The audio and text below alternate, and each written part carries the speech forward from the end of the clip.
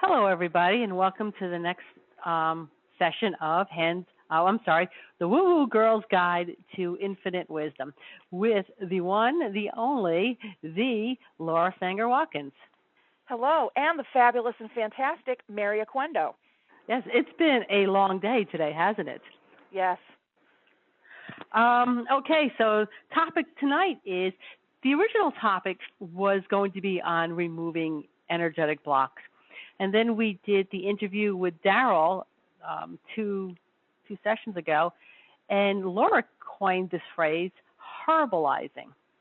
And I realized that there's a lot of energetic blocks that you personally put there yourself, and that's what this call is going to be on, getting rid of the blocks you have put there yourself.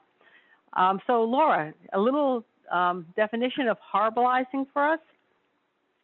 Well, I do think it was Daryl that used it, but I grabbed onto it and ran with it because it's the perfect word. It's when, well, I can speak for myself, and I think this is something that a lot of us do, but when you have a little bit of a fear, and then it feeds on itself when it gets bigger and bigger, and next thing you know, you're thinking of like beyond the worst case scenario, and you get paralyzed because what you think about is, and it freezes you so you don't make any changes and you get stuck in a rut. And what happens is you don't have any some of the fears aren't even remotely realistic, but they become so big and overwhelming that it just shuts you down. So, or all you could do is think of, well, this is going to be a disaster. I'm going to be totally humiliated, and I'm going to fall down and never be able to get up again, and the failure will crush me. So I might as well not even try, and I can avoid all that pain by just doing nothing. Yes, even though the status quo, right? Exactly, and even when the status quo is not all that great, for a lot of people, it's still better than the unknown. Now, well, that's what they say: the devil you know versus the devil you don't know. Now, two things happened today that I guess really sort of changed my mind and how I was going to approach this podcast. And the first one is I do a daily affirmation card, and which, by the way, I do on Periscope. So if you're on Periscope, come find me at Mary Aquendo. So I do a daily affirmation card. And the deck that I use is, oh, good Lord, what is the name of that deck? Own Your Awesome. All right. And I got the deck off of Etsy, and I know it's on Amazon. But the card I pulled this morning was Doubt Your Doubts. Ooh. How cool is that? Very cool. You know, I always doubt my great ideas. I always doubt my abilities, but I don't think I sit around ever really doubting my doubts. Yeah, and that's the card I pulled. And then I saw on Facebook, and I posted it on my Facebook wall, 3 simple rules in life. If you do not go after what you want, you'll never have it. If you do not ask, the answer will always be no. And if you do not step forward, you'll always be in the same place. True. So I thought that was really, really defining today for me. Anyway. Well, that last one kind of reminds me of a famous Wayne Gretzky quote: "You miss every single one of the goals you don't shoot at," or you miss 100%. You miss 100% of the goals you don't. Well, how did he say? I screwed it up, but you know what I'm trying to say. Yeah, exactly. If you don't try, you miss 100% of the shots you don't take. Yes. Oh, that's very good. Isn't that great? That's awesome. That's awesome. But yeah, you know what? If you don't try it, you're just going to be stuck in the same place. You'll never have it if you never try to go for it. But so many of us get stuck where we are, and for a really long time, I was stuck too, until I just simply decided, what was the worst thing that could possibly happen? And the worst thing that could happen is I could fail. Okay. Then I fail at a lot of things, Laura, but I won't succeed at something unless I try it. So for everything I've failed at, I have succeeded at several other things. So I learn from my failures and see, that didn't work, and go from there. So I never see a failure as a failure. I see a failure as a learning lesson. It was, again, I'm thinking of either Thomas Edison. I think he had 180 failed tries before he actually came up with the actual light bulb. And he thought of each failure as teaching you, okay, well, that doesn't work. Did So you then the know next thing. that Walt Disney was fired from the newspaper he worked at for lack of creativity? That was the reason he was fired. That's pretty amazing. There were who else was it? Was it Thomas Ford? That he had like 4 bankruptcies before he succeeded with his car company. Oh, and Henry Ford. there we But go. yeah. Thank you, Henry Ford. And not Toyota, Honda. Was it Honda or was it Toyota? All right. The guy that started Toyota. It was either the guy that started Toyota was fired by Honda, or the guy from Honda was fired from Toyota. You know what? I forget which. Right. Now I'm gonna have to go look that up. But the point One of being those. is, it was one of them. But the point being is that just because you fail somewhere doesn't mean you won't be successful someplace else. That's true. I mean, this is, I don't recommend this path for everybody else, but I've literally had like 70 different jobs since I was 17 years old, and a lot of them were temp jobs, and I count them because they were all different places, and I've done different kinds of things. I'm your basic, like, I can do almost anything in an office. I've done I've done everything from work for an executive to, the president of an independent record label. I worked on an offshore oil rig repair company, answering phones in a filthy office, like right in Long Beach, California. I mean, I've had a lot of really crazy jobs, and I've never had really a career, and I just never got the memo. Like, some people I know wake up knowing what they want to do with their lives, and then they formulate a plan and they go do it. And everything that I love to do, everything I'm drawn to do, doesn't really make me a lot of money. And I'm okay with that. And I've kind of come to accept the fact in my older, like early middle ages here, that, okay, well, maybe my purpose in life isn't about my career. Maybe my purpose in life is much more about my connections with others. And I do draw a lot of love and satisfaction and joy from that. However, it would have been nice. Like, I have a girlfriend. She, ever since she was 6 years old, she's wanted to be a pharmacist because her favorite aunt was a pharmacist. She thought it was a great idea. She's a pharmacist. She's known what she's wanted to do since she was 6. I am not one of those people. I would have loved to have gotten a memo, from the beyond saying, "Boom, Laura, you should do this." Unfortunately, I've had to kind of fumble and find my way. And there's a lot of things that I still haven't thought. The things I've wanted to try, things I've wanted to do, and my lack of education. I've dropped out of college 3 different times. I've had a little unconventional life. I've chosen a path less traveled, but see, I made those choices when I was young and stupid, and didn't realize that it would gravely affect my chances in my middle age, getting better jobs based upon my educational experience.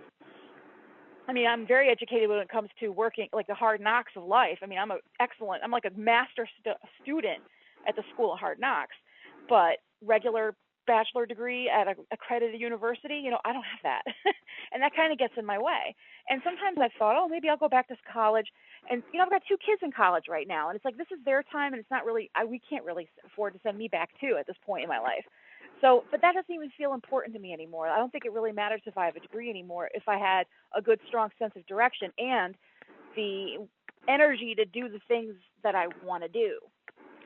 You know what? I don't have a degree either. I dropped out of college because I got pregnant, and then they just popped all out. And I remember my youngest daughter. She was I had visited her at college, and she said one of the instructors had given them an assignment to write down where they wanted to be in 10 years. Now, at this point where I was in my life, when she, for that assignment for her, was I had already gone back to work, and I had just started my own business, my mobile grooming business, and that's where I was right there. And to look back 10 years from that, I was just a housewife, and I don't say just a housewife, but that's what I was. I was a housewife. And I didn't know where I was going to be in 10 years. And I looked at her and I kind of laughed. I said, I have no idea what I'm going to be in 10 years. Right. It's nice to plan for something, but you know what? You kind of have to leave the door open a little bit and see what kind of comes in. Right. I mean, I believe that, I believe in a higher power, and I believe sometimes a higher power leads us. Other times But I always love, being in a 12-step program. We have a lot of fun little sayings to help us stay sober and also help us to kind of live in a right direction. And one of the things that they love to say is, God's in charge of steering the boat, but you got to row. Bingo.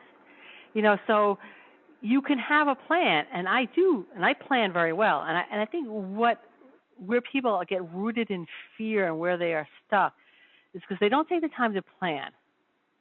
Even if it is just simply writing down on a piece of paper, this is what I want to do, and start writing the steps you need to do to get there. Right? And then start checking them off. Instead of having this grand plan, like, I don't know, let's make up something. I want to be president of the United States. Okay, all right, that seems kind of lofty and out there. And if you just go and say, oh, hey, I want to be president, you know what? More than likely, you're going to horribilize about it, and it's not going to get done. However, maybe if you started like a little 12-step program. All right, in order for me to be president, I need to do this, then this, then this, then this, then this, and this, and start doing a checklist. All right, so you have a roadmap to where you're going. So taking the time to plan what it is you want to do can help a lot to alleviate some of that fear. I mean, Laura, I've got like a zillion things going at any given time, and I generally get everything done. Sometimes though I feel like a slug, and Right. I don't want to do something. But you know what? I have my list here, and I know that, okay, I don't want to do any of this stuff on the list. I don't feel like it today. And sometimes that's fine. Sometimes I just simply won't do anything because, you know what, I'm generally on track. And you know what, I could take a slug day if I want. But sometimes I don't have that luxury to take a slug day. And so, but by having a list, I'm going, you know what, okay, this will take me 5 minutes. I'll do this. That'll take me 10 minutes. I'll do that. And I still accomplish something and move forward in my plan, even if it was that day a tiny little baby step. Well, any forward progress, no matter how small, is still forward progress. Still forward progress. I mean, one of the things I've learned, I live a day at a time. I've been living at a day at a time now almost 20 years. And I have to plan. I mean, I believe in planning for the future, but that's not where I put my energy. Because if I start really putting my energy towards the future, I start getting myself crazy. So what I tend to do is, I write like a long-term goal, and then and I can't start from A. I kind of have that ADD brain where I think in spirals. I'm not very linear. So what I was taught to do by a therapist years ago, and this really works for me, and it might work for some people that are really overwhelmed by a big picture idea. You start with the end result, and then you say you work backwards from the end. Instead of saying, I'm going to start a blog, and it's going to have like 100,000 viewers, and I'm going to then monetize it. It's like, okay, so the end result is a monetized blog with a lot of viewers. So then what's the step right before that? Well, just a blog with a lot of viewers before you monetize it, maybe. And then what's that? Well, I got to write a blog. Okay, and then you go backwards from there until you get, okay, I got to sit down on my computer and actually start a blog. And so, or that's a bad example because there's not enough steps. But you well, get yeah, there is what I'm actually a lot of steps. There's learning how to write a blog that has to Sure. go in there. And then there's the promoting it. Like how are people going to find my blog? How am I going to find these readers that are going to come read my blog? And eventually, and then you have to start juggling different forms, different platforms of social media to get your stuff out there and all that other fun stuff. So, it's for me, and so if I had tried to start from the beginning, like I'm going to start here and then it's going to go there, I kind of have to start from the back and work my way from there. I mean, we end up with the same similar list, except my goals are descending and yours are ascending. Well, and that's different, two different personality types too. Sure, and that's why some people are like, well, I've never been able to do a to-do list. Well, listen, my to-do lists are terrible too, but I also tend to do something else for those who don't have a non-linear mind. I do like brain clouds, where I'll have an idea, and then they end up looking like insane octopi. Sorry. Like I'll have my main idea in the middle, and then I think of like, okay, well, what else do I need to do to get here? And I have little offshoots. It almost looks like one of those little weird brain maps. Somehow that, and then once I have that all like visualized and I could see it all, then I can kind of break it down and make it into a list. But until, I have a hard time just sitting there with a numbered list and starting from one because that's just not how my brain works. But lists are great. And there's a great book I read a really long time ago, and this is where the woo-woo kicks in. It was called Write It Down, Make It Happen. And I should Google the author. What I love about this book is she explained there's something kind of mystical about writing down, and you could do this with busting fears too, like writing it down and making it into something concrete. There's a connection between the brain and the hand when you're writing. So there's some physical science involved, but it's almost like making a God jar or a prayer jar. Have you seen those? Mhm. Like where you write and it's funny because I've done a God box in the past where I've written down prayers or even things I wanted, I throw them in, and like 2 years later I go through and I'm blown away by how many of them I've either come or don't care about anymore. But her idea of writing it down, like really being specific about, again, setting intentions. And it's hard to get specific sometimes if you don't really know what you want. And that's hard for me too. I'm very great at big picture. I'm really bad at the details. So sometimes it's hard for me. And writing it down kind of helps bring out some of that clarity. And, I'm not lucky like my friend, the pharmacist, or even you, because you're very good about, like, you're very organized. You got a really good mind for that of, like, I admire that about you. I wish I had that. I don't have that gene of being able to be like, okay, it's this, this, this, this. And even if you do give yourself a slug day, it's because you know that you kind of you're on top of everything. Right. Sometimes I give myself a slug week. Oh, I think my entire life's been like a slug life. Slug life, hashtag. Well, you know what? What I have found is that when I go on vacation, I actually go on vacation. My to-do list there is absolutely zero on my to-do list. I think what is on my to-do list is make sure I have my passport. It's stuff like that, stuff to pack. Right. But there's nothing on my to-do list. Make sure Kindle is full. That's my to-do list for that particular week, and I have found stopping sometimes. In fact, stopping at least several points during the course of the year allows my brain to shut off and then be able to restart again. And there's much more clarity. But one of the other things that you can do too, besides your list, is journal. And actually, one thing I want to go back a little bit. You're talking because you were talking about those little cloud things and sort of like visualizing what you want. What I like to do is not make it difficult for the universe to do something for me. Right. I want it to be easy for the universe. So, all right, for an example, what was really important to me is that I was nominated for Journalist of the Year by Barclay Honors. Congratulations, if I haven't told you that already. That's very awesome. Thank you. And that was kind of important to me. I've been writing for the industry for a while, and I really wanted my work to be appreciated enough that I was nominated for this. So what I did is I really just put it out to the universe, and it was basically, how easy will it be for me to be nominated for Journalist of the Year? Okay. Mm-hmm. And that's exactly how I phrased it. How easy will it be? And hopefully the universe said, well, you know what? That was really easy. I can do that. Well, I found the name of the Write It Down, Make It Happen lady. It's the author, I should say, Henriette Ann Klauser. And what I liked about it too was that. What was her last name? Journal Klauser, Klauser. This book was great. It explains. I mean, it's very practical, but there's a little bit of woo-woo in there because she can't really explain why it really works. Because, like that lovely quote, you take a step towards the universe, and the universe takes 1,000 steps back towards you. By writing it down, you're giving it some kind of a weight, and it's almost like it's almost like setting a really strong intention because it's in writing, and it allows the universe to start working on your behalf. And one of the things that I've been writing down, I've decided to, this goes back to our interview with Daryl too, in order for me to help get my 10 pounds, I'm going to lose 10 pounds like 10 times. Right. I've decided that, and then this is awful because I'm like really new. It's like 2 days into this, but I quit white refined sugar again. I've quit it several times with much success, and then I end up falling back into its evil demonic arms. But day 2 is rough because all the feelings are coming up, and I'm very like vulnerable and edgy right now. But I'm writing in my journal my intention every day. Like, even though it's being really repetitive, I'm writing, I intend to lose 10 pounds. I intend to give up refined sugar, day 2.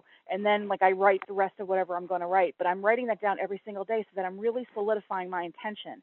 And it's not hard. It's the horribilizing for losing weight for me is, oh my God, you tried to lose weight so many times. You're going to fail again. You might as well just give up and not even do it because you're just going to end up getting fat anyway.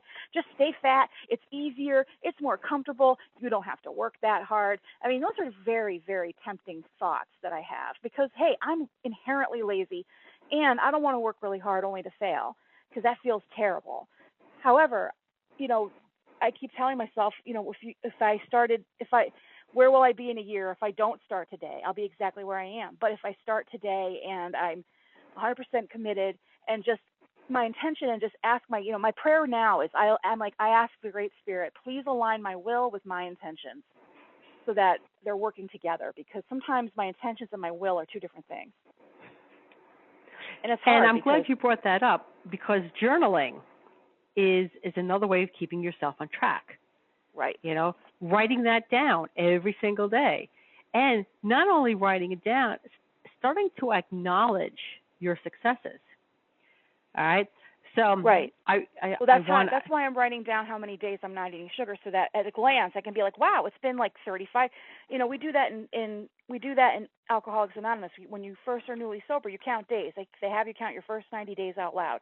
For most people that are getting sober for the first time, I mean, I can say for myself, I don't think I went more than 3 days without being drunk or high on something. So the first time I said, oh my gosh, I haven't had a drink or a drug in 2 weeks, it felt humongous. It was a big deal. And when you put it out there, like, other people know you're new, but when you put it out there like that, you're like acknowledging, I'm working towards something. I'm working towards something. It has a day count. Here it is. And I'm doing that with my sugar right now too. Look at that candidate. What's his name? D's Nuts. who's actually got 9% of the vote. That is so funny because it's such a joke. It's like, oh, do you want some of these? These what? These nuts. It's just so funny, and I can't believe that. And of course, everyone's giving him the humor vote, but it's hilarious that you could get something crazy on a public ballot. So but you know what? He has a dream. He has a dream. He wants to be president of the United States. Oh my God, President D's Nuts. You know what? He got himself on the ballot. That's great, and he has some success, and I hope he's acknowledging and rewarding himself for that success. So it is important. I hope so too.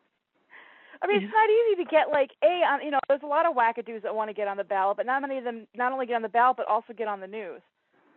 So he's also getting name recognition too. So God bless. I think he's doing better than like half of the GOP candidates. Well, they've got way too many candidates. I'll vote for D's Nuts over pretty much any of them. And I'm technically a Republican. I mean, I was when I was 18. It's been, I never actually changed that. But, the Republican Party has changed dramatically since I was 18 years old. So technically I'm an independent. That's good. So, but other things you can do to help you sort of stay on track is to start taking care of yourself. And we've discussed this in previous things, meditating and grounding. So I'm not going to go too much into that. For anybody who wants techniques on meditating and grounding, go to our website, which is woo-woo-girls-guide-to-infinite-wisdom.com, and go to listen to us. And all of our old recordings are there. And listen to the one on meditation and the one on grounding. And there's also a guided meditation that's up there for you to use. So, and let's move on to, and also accept who you are. You don't have to conform to what other people think you should be. Be yourself. And that's all you can be, is to be yourself. And it's not for you to get all worried whether or not people accept you or not. That's not your deal. That's their deal. So look and accept yourself. Now, I have a little exercise, and we're gonna practice. I'm gonna do it for you, Laura. Cool. Okay. And it's a visualization exercise, and it's gonna help move past some of those chains you have put there yourself. Okay. So, all right. You let me know when you're ready. Should I lay down or can I sit up? No. Sit in a comfortable chair and just close your eyes and just tell me when you're ready. Done. I'm ready. Done. Okay. Laura, I want you to take a couple of really deep breaths. So breathe in deeply and exhale. And then breathe in deeply again and exhale. And breathe in and exhale. I want you to look down at your feet. I want you to take notice of what is wrapped around your ankles. Is it a chain? Is it a rope? Is it a wire? I want you to reach down and remove it from your feet. Doesn't that feel so much better? I want you to stand up with your unfettered feet and notice the clear wall that is in front of you. You can see through to the other side, but it looks impenetrable. It's really high and it's too far around. I want to put your hands out in front of you. Take a step forward. Right? There's nothing holding your feet back anymore. Take another step.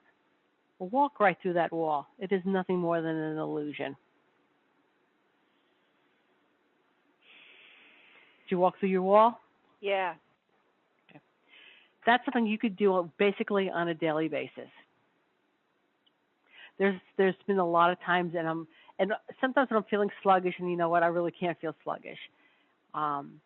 And I'll look down at my feet, and basically, you know what, there's that ball of wire wrapped around my feet. It's like, oh man, we got to get rid of that. I saw them almost like in cement blocks. And then they just dissolved, and then I walked through the wall. Now I just feel kind of like, Ooh, that feels good. Yeah, it does. I feel very light. So that's our little visualization exercise. Another thing that you could do to help build your confidence, have you ever seen Jessica's affirmation YouTube video? Mm-mm. Oh my God. Okay. When we finish with this call, I want you to go over to YouTube, and I want you to go to the little search box and type in Jessica's affirmation. I'm not even going to tell you. I'm just going to tell you to go do it. It is the most amazing thing you will. Is that little girl? Yes. At the sink? I love her. Yes. So she's like, you can do it. You can do anything. She's so cute. Yes. And yeah, I love her. You know, you sit there going, I didn't recognize I can do it. But yeah, she is the best. And she's like, I love my family and I love my house. I love great. my dogs. Yeah. That's awesome. And she's all like inner mirror, go getting. It's so great. Yeah, definitely gonna. I really should bookmark that. I mean, I've seen it a couple of times because friends of mine have posted it on Facebook, but I think I need to have a permanent. I have a couple of fun things. I have a couple chakra clearing things and some sound healing things bookmarked. I think I need to bookmark Jessica. Yes, I think so too. So you know what? When you get up in the morning, take a look at your feet. Remove those chains. Take a peek at that wall that's in front of you and walk through it. Do that every morning. Yeah. Something else I was going to talk about, because when you first told me that we were going to talk about, horribilizing, Pema Chodron, again, the Buddhist nun that I love so much, and I've read so many of her books, one of the things that she talks about is, a lot of us have this free-floating fear, and we don't really know what it is. Or we have these, and another teacher I like is Tara Brach, and she sort of says the same thing. We tend to run away from our difficult feelings. We tend to run away from that feeling of fear or feeling out of control or feeling that, overwhelmed and stuff like that. And their attitude is so directly opposite of my default settings. Tara Brach uses the idea of inviting the uncomfortable feelings to sit down and have a cup of tea and allowing them and being like, oh, okay, so you're afraid. Like, what are you afraid of? And it's almost, if you say it out loud or you write down, this is what I'm afraid of, they don't seem to have as much power. It's almost like by giving them a name, you're dissipating the power of them. So you have to kind of name it to almost like popping soap bubbles. Because like earlier when I was talking about, I shouldn't even bother trying to lose weight. I'm just going to fail again. And it's like, okay, and if you fail one day, then what? I mean, are you going to drop dead? No. So what's so scary about having a bad day? Because you can just pick right back up and continue. And then it kind of busts that fear. It kind of says, oh, look, this isn't something that's literally going to kill you. And that was the other suggestion that I believe someone once said to me too, to get through fears. They said, you know what, if you make a plan, and this is something you mentioned earlier too, making plans. If you tell yourself, okay, what's the worst thing that could happen? Well, if you kind of have a plan for that thing to happen, then why are you afraid of it? You have a plan. If the worst thing happens, well, you kind of have an idea of what you'll do to handle it. So then then that's a bullshit excuse, pardon my French. And you can't use that as an excuse anymore to not do something because you have a plan. And then it's just your basic fear of failure or, fear of success, which is something else I have too, because, what if, oh my gosh, what if I'm an outrageous success and I have to continue to perform and I just can't? That's one of my typical fears as well. But when you get that successful, then you get a staff. Yeah. Then you have someone who does your to-do list for you. Exactly. So there's your plan right there. Okay, so if I'm outrageously successful, I don't have to do it by myself. I can hire people. Yeah. So there goes that fear. I'm waiting for the day I can hire an assistant. I'm waiting for the day that I can hire someone to do all my Etsy uploading for me so I don't have to take pictures of my jewelry and write things about it and just make it. And then somebody else would do all the administrative stuff for me. And I'd be like, oh, thank you so much. And that's my dream, just to make enough money so I could hire someone to do that crap, because that's my least favorite part. It's not as much fun as making the jewelry. Yeah, but I would have to let go of control, because I could think, boy, it would be really great to have an assistant. But then I would probably have to delegate. Then I would actually have to delegate, yeah. And trust. That's the hard thing, too, trusting someone else not to run your baby into the ground. Exactly. But that's a whole other subject. Exactly. Now, in 2 weeks, the next podcast will be on Scorpio in crystals. And by the way, I'm a Scorpio, so I'm going to be really, really interested in Laura's take on Scorpios and the crystals she's going to suggest for me. I love Scorpios. I have my sisters. No, I do. I'm not technically supposed to because I'm a Gemini, but I have a lot of earth and water up front in my chart, so that I have affinity for. My sister's a Scorpio. One of my closest girlfriends is a Scorpio. I joke around. I'll never date a Scorpio man again, but I love my Scorpio women.